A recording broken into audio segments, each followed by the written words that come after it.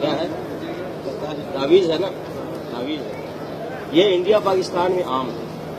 اس کو لوگ کیا کہتے ہیں کہ اس میں قرآن مجید ہے، حالانکہ قرآن مجید کی آیت اس میں نہیں ہوتی. عام طور سے ہم نے کھول کے دیکھا ہے، قرآن کی آیت نہیں نکلی.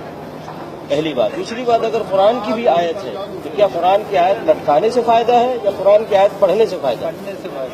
دعائیں لٹکانے سے فائدہ ہے یا دعائیں پڑھنے سے فائدہ ہے؟ بولیے.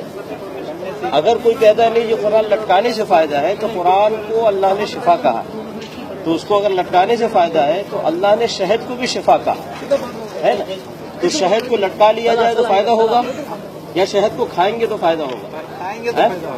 زمزم پانی کو نبی صلی اللہ علیہ وسلم نے شفا کہا، زمزم پانی کو لٹکائیں گے تو شفا ہوگا یا یہ کہ پئیں گے تو شفا ہوگا؟ اسی طریقے سے قرآن پڑھیں گے تو شفا ہوگا، قرآن دعائیں پڑھیں گے تو شفا ہوگا، لٹکانے سے شفا نہیں ہے. نبی علیہ الصلوۃ والسلام جب کسی مریض کے پاس جاتے تو دعا کرتے اللہم رب الناس اذهب الباس اشفی انت الشافی لا شفاء الا شفاؤک شفاء لا یغادر سقما. نبی علیہ الصلوۃ والسلام اس مریض کے لیے دعا کرتے تھے، اس کو تعویذ نہیں دیتے تھے کہ لٹکا لو، ہے کہ نہیں؟ تو اس طریقے سے قرآن کے پڑھنے سے شفا ہے، قرآن دعائیں پڑھنے سے شفا ہے، لٹکانے سے شفا نہیں ہے میرے بھائی. اس لیے یہ سب کام نہیں کرنا میرے بھائی. نبی علیہ الصلوۃ والسلام نے کبھی کسی کو تعویذ نہیں دیا، نہ اپنے بیٹی فاطمہ رضی اللہ تعالیٰ عنہا کو، نہ اپنی بیوی عائشہ رضی اللہ تعالیٰ عنہا کو، نہ اپنے نواسے حسن حسین رضی اللہ تعالیٰ عنہما کو، کسی کو نہیں دیا. نبی علیہ الصلوۃ والسلام حسن حسین رضی اللہ تعالیٰ عنہما کے لیے دعا کرتے وَعِيدُكُمَا بِكَلِمَاتِ اللَّهِ التَّامَّةِ مِنْ كُلِّ شَيْطَانٍ وَهَامَّةٍ مِنْ كُلِّ عَيْنٍ لَامَّةٍ. نبی علیہ الصلوۃ والسلام اس طرح دعا کر کے حسن حسین کے لیے دعا کیا کرتے تھے. کیوں نہیں ان کو تعویذ گلے میں ڈال دیتے؟ بلکہ نبی صلی اللہ علیہ وسلم منع فرمایا، کہا من تعلق تمیمۃ فقد اشرک، جس نے تعویذ لٹکایا اس نے شرک کیا. تو تعویذ میرے بھائی اسلام میں نہیں ہے، دین میں نہیں ہے. اب اس کے بعد لٹکائیں گے؟ بولیے. نبی علیہ الصلوۃ والسلام کے خلاف کوئی کام کریں گے؟ نہیں کریں گے نا، نہیں کریں گے نا.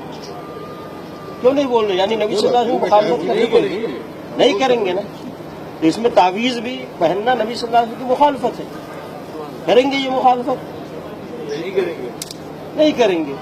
سیدھی سی بات ہے. جو نبی صلی اللہ علیہ وسلم سے ثابت ہے وہ کریں گے، جو ثابت نہیں ہے وہ نہیں کریں گے. سیدھی سی بات. نبی علیہ الصلوۃ والسلام کی مخالفت کرنا کوئی اجر ہے، ثواب ہے؟ بہت بڑا گناہ ہے. نبی علیہ الصلوۃ والسلام کی پیروی کرنا یہ ثواب کا کام ہے، یہ نیکی کا کام ہے. سمجھ گئے میرے بھائی؟ اس لیے اگر کوئی مولوی، کوئی مفتی، کوئی حافظ قرآن اگر یہ چیز دیتا ہے تو نبی صلی اللہ علیہ وسلم کی مخالفت کرتا ہے.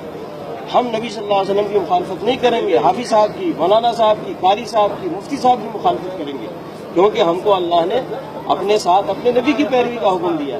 یا ایھا الذین آمنوا اطیعوا اللہ واطیعوا الرسول، اے ایمان والو اللہ کی اطاعت کرو، اللہ کے رسول کی اطاعت کرو. کسی مولانا صاحب، مفتی صاحب، حافظ صاحب، قاری صاحب کی اطاعت کا حکم نہیں دیا گیا ہم کو. اس لیے میرے بھائی خیال کریں، نہ یہ آپ لیں کسی سے نہ دیں کسی کو، بلکہ اگر آپ نے اس کو نکالا کسی کے گلے سے تو آپ کے لیے بڑا ثواب اور اجر. اور قرآن پڑھیں، قرآن پڑھیں، قرآن پڑھیں. قرآن پڑھنے میں شفا ہے، قرآن سمجھ کر اس پر عمل کرنے میں ہدایت ہے، اور دنیا میں عزت ہے اور آخرت میں نجات ہے. سمجھ گئے نا میرے بھائی؟ اس لیے خیال کریں. آج محمد صلی اللہ علیہ وسلم کی مسجد میں ہے اس وقت. آپ اسی جگہ سے نبی صلی اللہ علیہ وسلم دین سکھاتے تھے، سمجھاتے تھے صحابہ کرام کو، اور اس پہ وہ عمل کرتے تھے. نبی صلی اللہ علیہ وسلم فرمایا علیکم بسنتی و سنت الخلفاء الراشدین المہدیین، لازم پکڑو میرے طریقے کو اور میرے خلفاء راشدین کے طریقے کو جو ہدایت یافتہ ہے.